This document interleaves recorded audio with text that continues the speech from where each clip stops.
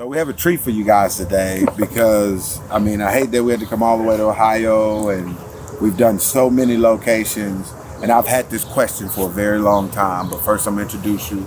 This is Lauren. She builds paranormal devices. She breaks them apart. She puts them together. She's a designer, anything that deals with anything paranormal, and it's a device that you use to hunt or seek ghosts, she creates them.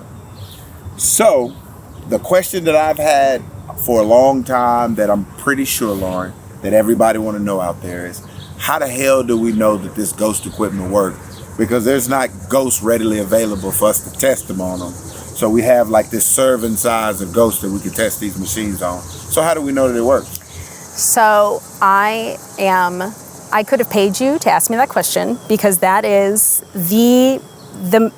the best question that you, especially as consumers, can ask any equipment developer, anybody that's selling equipment, anybody that's involved in the paranormal equipment industry.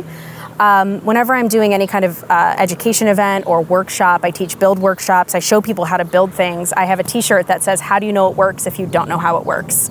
So in terms of whether or not a piece of equipment is applicable in the paranormal, there's really no way to test that or verify that. We don't know what spirit energy is. We don't know how spirit energy communicates. We don't. That's something that we're consistently every day trying to figure out. So it's an unrealistic expectation for anybody to tell you that when they're selling you something. So a really good way that you can figure out how your equipment might work in theoretical applications of the paranormal is by finding out the ways that it is present in the real waking world. So the most popular piece of equipment, the REM pod, it's a proximity sensor. It's a capacitive proximity sensor. And there are ways in the real world that we see those in use.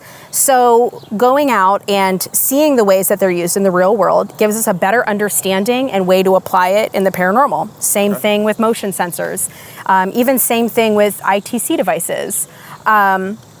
Understanding how they work, not in the ghost world, but in the human being world, gives us such a better understanding and such a better groundwork to apply it to our paranormal exploration.